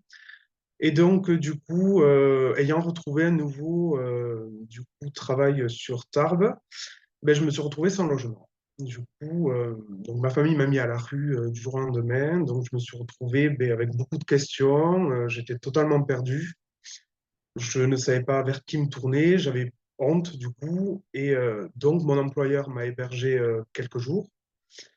Et c'est là que j'ai fait la rencontre d'une personne de l'équipe du foyer des jeunes travailleurs de Tarbes. Donc, ils m'ont mis en relation tout de suite avec l'équipe, comment on appelait ça, éducative. Donc voilà, j'ai monté mon dossier, j'ai été accepté. Donc c'est vrai que tout ce qui est précarité et pauvreté, ben, on voit ça que, ben, j'ai envie de dire, dans des reportages, souvent quand on est jeune. Du coup, puisque moi je travaille, ça fait une dizaine d'années que je travaille. Donc, j'ai commencé très tôt et ben, pour moi, ça me paraissait un petit peu lointain, tous ces sujets. Et presque intouchable quand on est jeune. J'avais une paye qui était très confortable pour une personne toute seule, donc voilà. J'avais pas ce, on va dire, voilà, cette approche-là, en fait, du basculement du jour au lendemain. Et du coup, ben, ça m'est tombé dessus. Donc, ça m'a ouvert les yeux sur beaucoup de choses. Et donc, j'ai fait mon entrée au foyer. Donc, ben, j'étais très peu sociable. C'est vrai que j'ai eu beaucoup de mal avec les autres jeunes. Et puis, ben, en allant de fil à l'aiguille, du coup, ben, l'équipe m'a mis sur, on va dire, sur le droit chemin déjà. Donc, reprendre les bases, déjà vers qui me tourner, à qui faire confiance aussi dans l'équipe. Quand on arrive et qu'il y a 200 jeunes, une vingtaine de personnes, c'est un peu compliqué quand vous êtes seul. Donc j'étais un peu solitaire et donc ça m'a un petit peu débloqué. Puis finalement, tout est rentré dans l'ordre. Donc j'ai commencé à faire mes premières demandes d'aide, que ce soit la CAF, parce que c'est vrai que je ne connaissais pas tous ces organismes. Du coup, et donc ben, tout a commencé à rentrer dans l'ordre au fur et à mesure. Donc dans un premier temps, ça a été du coup la perte d'emploi qui m'a affecté. Ensuite, ça a été, ben, on va dire, l'écart financier du coup entre les aides et ce que moi je touchais avant aussi qui m'a ben, mis en danger. Et ensuite, c'était le côté social en fait. Voilà, je n'osais pas aller vers les gens, donc du coup, ben, l'équipe ben, a su m'écouter, m'a fait confiance aussi, et je pense que c'est une des choses dont je les remercierai jamais assez. J'étais très solitaire, donc j'ai eu du mal à leur faire confiance au début. Puis en fait, quand j'ai vu que je m'en sortais grâce à eux, ben, voilà, j'ai foncé. Et puis ensuite, au fil des mois, ben, j'ai commencé à faire confiance aux autres jeunes, du coup, à partager un petit peu ben, mes soucis, que ce soit financier, travail. Donc à faire connaissance avec les autres jeunes qui étaient aussi en difficulté et beaucoup plus en difficulté que moi. Donc, c'est vrai que c'était un petit peu un mal pour un bien aussi, c'est que je pensais vraiment avoir tout perdu, et puis en fait, finalement, il y avait beaucoup pire comme circonstances chez eux, en fait. Et donc, du coup, ben, ces jeunes-là, on a commencé à se faire confiance, et puis au bout de quelques mois, je suis passé délégué des résidents du foyer des jeunes travailleurs de Tarbes. Donc, voilà, on faisait un petit peu l'impasse entre les jeunes, tout ce qui était des organismes, du coup, que ce soit la mission locale, Pôle emploi, tout ça. Donc, ça m'a aidé à moi aussi. Et ensuite, ben, j'en suis sorti très vite. Je crois que ça a pris 2 ans, je crois que j'y suis resté. 2 années, ouais. Et ensuite, ben, moi, j'ai réussi à régler tout en temps et en heure. Voilà. Donc, j'ai pas eu réellement de descente. C'était le côté financier, moi, qui m'a surtout perturbé. Mais après, je m'en suis sorti très vite. Donc, voilà, ça m'a fait prendre. Je pense que là, j'ai pris une bonne claque quand même, une bonne leçon de vie. C'est que je me pensais à l'aise et puis j'étais pas touché par ces thèmes-là. Et puis en fait, ben, du jour au lendemain, ben, on s'y retrouve dedans. Voilà. Donc c'est vrai que ça m'a donné une belle leçon de vie.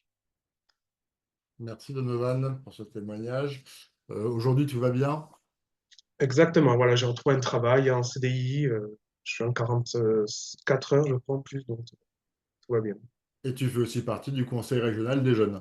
Voilà, et c'est ce qui m'a donné envie de m'investir aussi, ben, justement pour les jeunes, du coup, qui n'osent pas ben, peut-être qui n'osent pas demander de l'aide ou qui sont un peu voilà, solitaires comme moi, qui n'osent pas aller de l'avant aussi, et puis qui n'ont pas confiance en soi.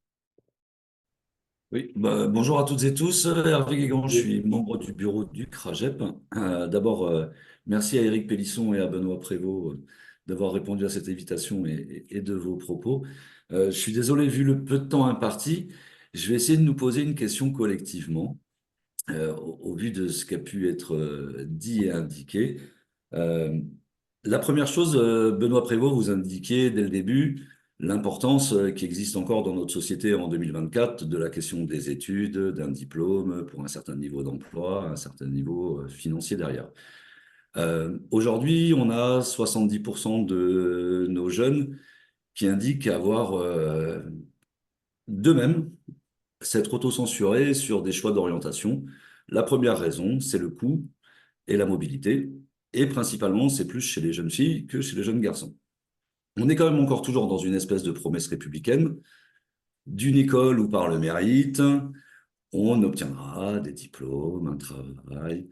On voit bien que depuis pas mal d'années, on a quand même des accroissements forts des inégalités dans les parcours scolaires de nos jeunes.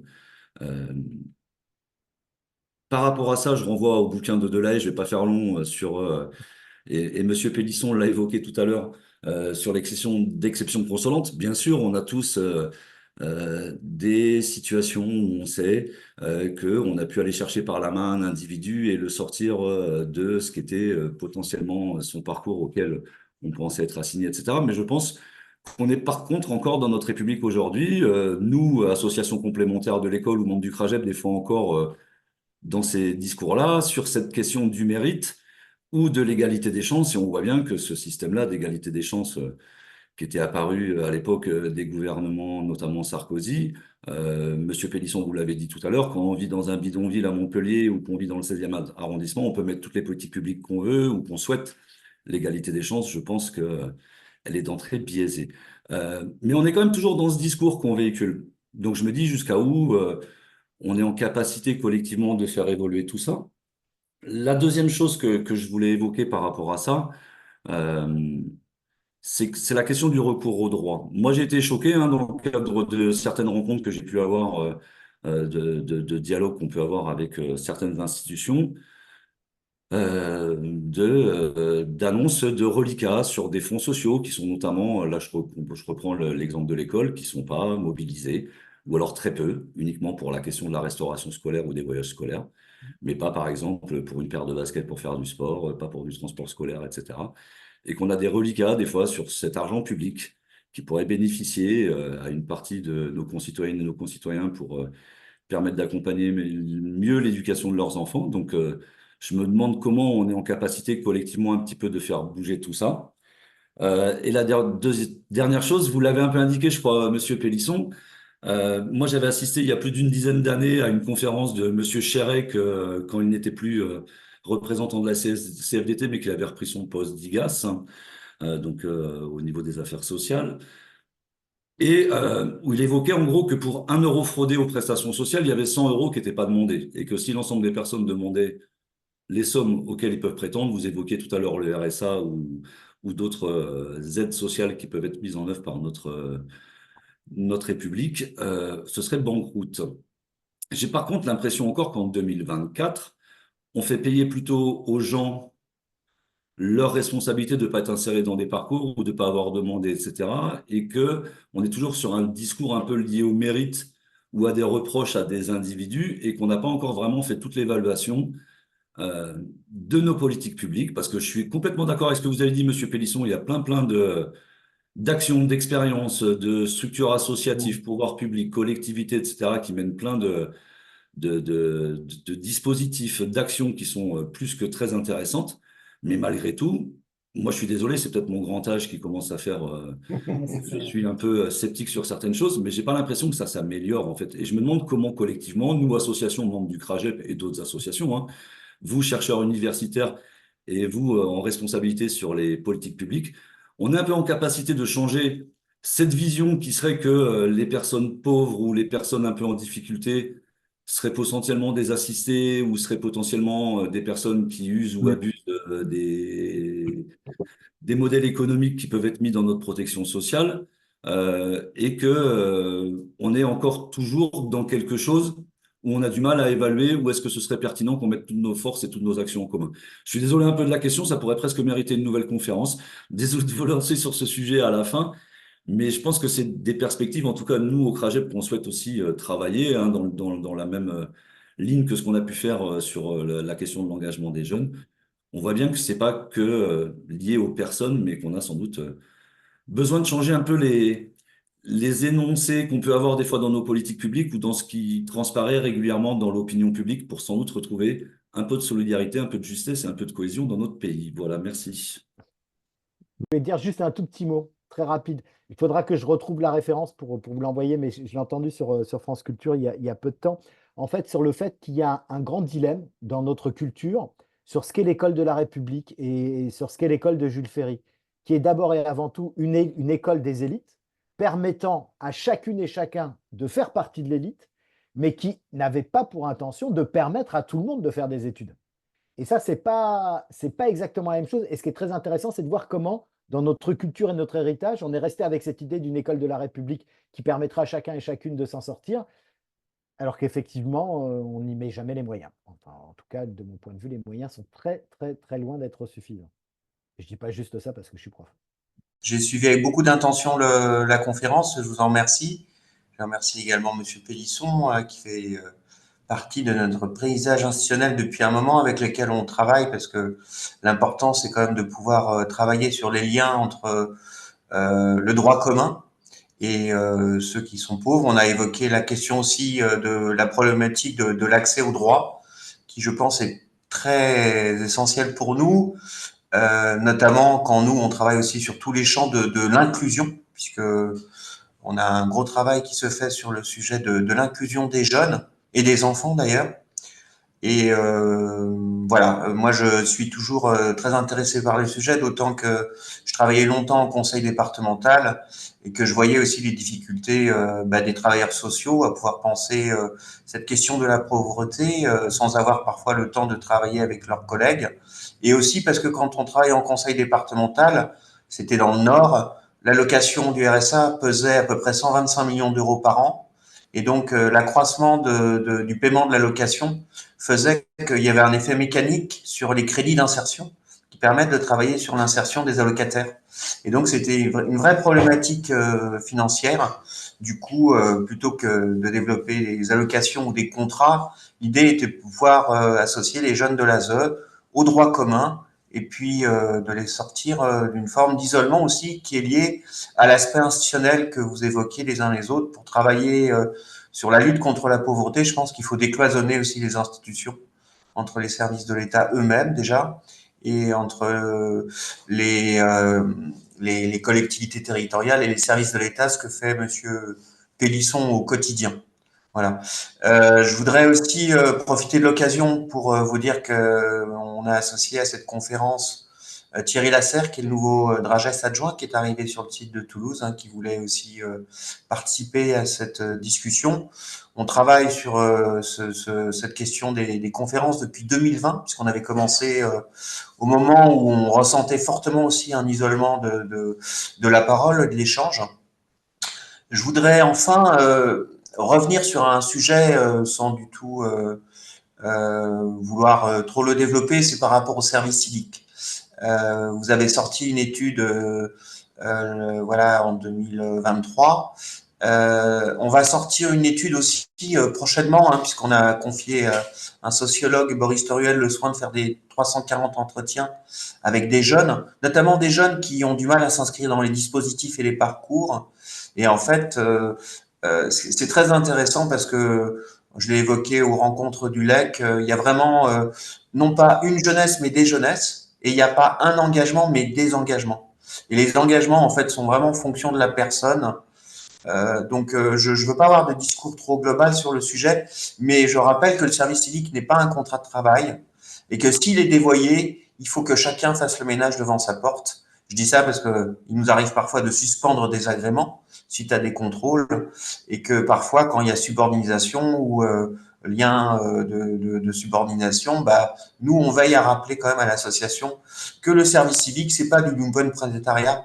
Donc voilà, c'est effectivement une utilité sociale et derrière des compétences psychosociales qui sont mises en avant par les jeunes qui parfois, parce que justement ils sont dans la recherche de l'insertion, font des confusions entre service civique et emploi. Et donc je tiens une nouvelle fois à rappeler que le service civique, ce n'est pas de l'insertion professionnelle, même si ça peut être utilisé ainsi. Et c'est très important par rapport au public dont on parle, notamment parce que quand ils finissent un service civique, ils pensent que ils ont coché la case qui va leur permettre d'accéder à un emploi. C'est plus complexe que ça, même si on travaille sur la lutte contre le décrochage scolaire dans le service civique. En tout cas, merci beaucoup pour vos réflexions. Merci à Monsieur Prévost, que je connaissais déjà et qui nous donne des éléments quand même de comparaison. Il y a quand même un mystère qui reste pour moi, celle de la disparité sur le sujet de la pauvreté entre l'Est et l'Ouest de la région, puisque moi je suis arrivé à un moment où l'Occitanie était fusionnée. Voilà, on a l'impression qu'on concentre sur l'Est de la région beaucoup de départements extrêmement pauvres et qu'il faudrait une forme de plan Marshall pour les aider. Nous, on est aussi très présents aux côtés des services départementaux pour les soutenir. Voilà. Par contre, on est moins présent qu'on ne l'était par le passé, compte tenu de notre rattachement à l'éducation nationale, à la question de la politique de la ville. Et on voit un sujet quand même constant qui nous préoccupe sans avoir de réponse d'ensemble sur le sujet.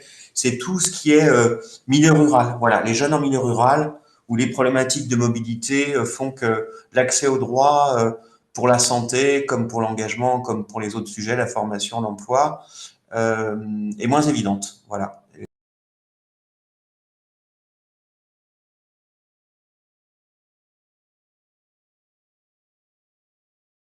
Ce n'est pas une conclusion ni une synthèse parce que ça me semble vraiment complexe, mais en tout cas partager avec vous ce que je retiens de ce temps qu'on vient de vivre ensemble.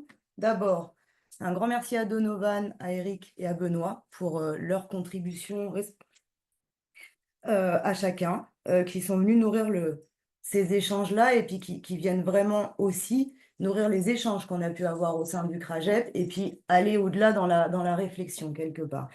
Ce que je retiens, moi, c'est cette notion de relation à la pauvreté, au-delà de la question de la construction sociale que Benoît a pu poser. Et puis, un peu en parallèle ou en creux, la question des comportements conformes dont Eric a pu parler et cette notion de honte que Donovan a pu mettre en avant à un moment donné aussi dans son témoignage.